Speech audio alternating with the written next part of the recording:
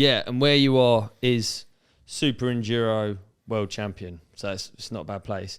But a lot of people that listen to this are from mountain biking, and I'd be interested to hear your summary of SuperEnduro.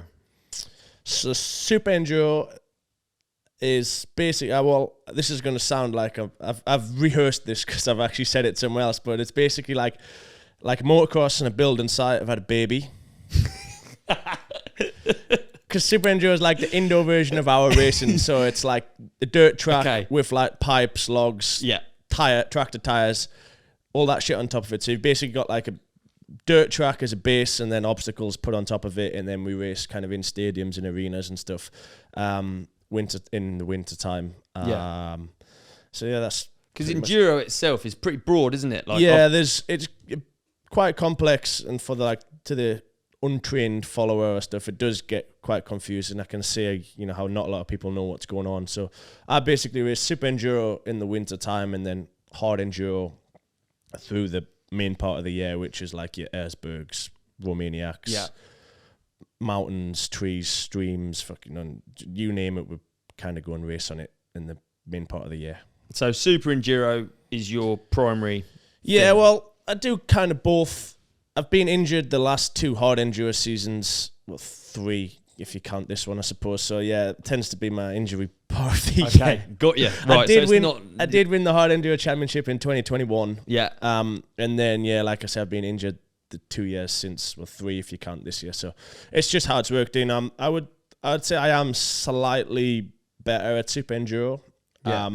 But yeah, I'm still also I want to be better at outdoors. Like there's still races that I really want to win in the outdoor world and stuff like that. Like it might look like I don't put as much effort into it or whatever, like results wise, kind of I've won SuperEnduro 4 years in a row, and kind of Hard Enduro I haven't really, I won in 2021 and I haven't had too many great results since then, but that's mainly been from injuries. It's not from my effort. I do still want to be successful in both. Yeah. SuperEnduro is really, really fun to watch. Yeah. It's in a really healthy position. Without going too much into politics, the Hard Enduro Championship's in a bit of a strange time, really. There's quite a lot of change happened in the recent years, and not a lot of it, I would say, is for the better.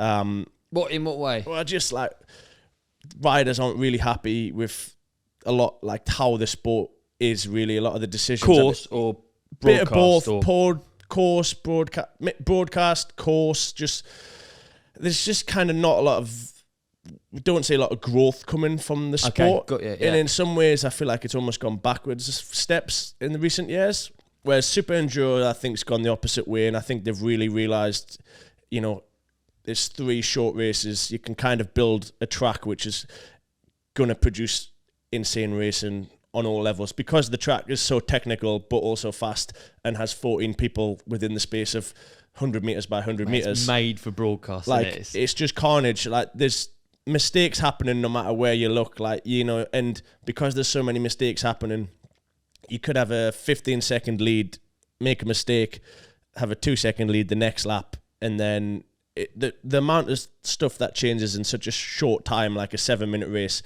is insane. And because it's all kind of man-made, you go to an arena or stadium, you build the track. It's kind of a foolproof recipe, really. Like build that track.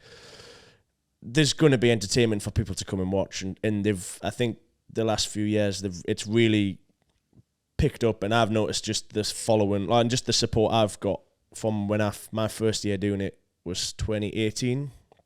And like the following and the support, because most of the races this year was the first year for a while we've had a UK round, which was in Newcastle, right? yeah. But until the last one, I think it was like 2014, or it was before I even did enduro. So the following and support I've felt like from people back home and stuff is from 2018 to now is like insane. Like we do get good support, and like Johnny's been second the last few years, so Britain, and we've won the junior championship quite a few times of the last few years and stuff. Like we really are, like it's in a healthy position anyway, I'd say, SuperEnduro. Yeah, that's cool. That's cool. The tracks, they vary a lot as well, don't they? Yeah, because obviously, I mean, there's not really any rules either, to be honest. Yeah. So like it's down. Sometimes you turn up and it's like super technical, and the organizer, you know, wants it to be like nobody could get round, which is not the best for racing. But like riders don't tend to like it, but that produces a lot of crashes.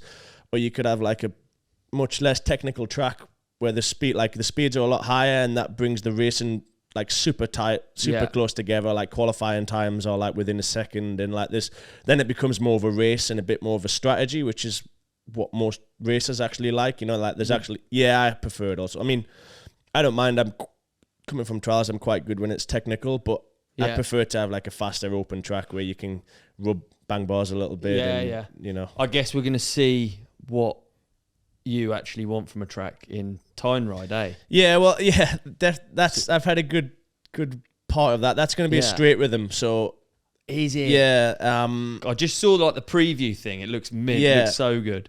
So that's pretty sick, really. Red Bull were they'd been in talks with Newcastle Council even before I actually became a Red Bull athlete, and I know that it just so happens that Newcastle Council's pretty open and welcoming to do stuff, and then obviously I came on board and it kind of made sense to do an event or race kind of around me, I think. Okay. Hey man, what an episode that was. You did amazing in it. And so did you. You shone like a star. You shone like a moon. Can we also put something up here that you can click on for the next episode? How about we put a subscribe up there in the middle? Yeah, we're going to put a video we think that our lovely companionship will love on your face. On my face? Yeah. And they can't see me now. Gone. And on my face, another video that we think people will love. And thank you for watching. Thank you for listening. Please hit like and subscribe. You guys are the best. Peace and love.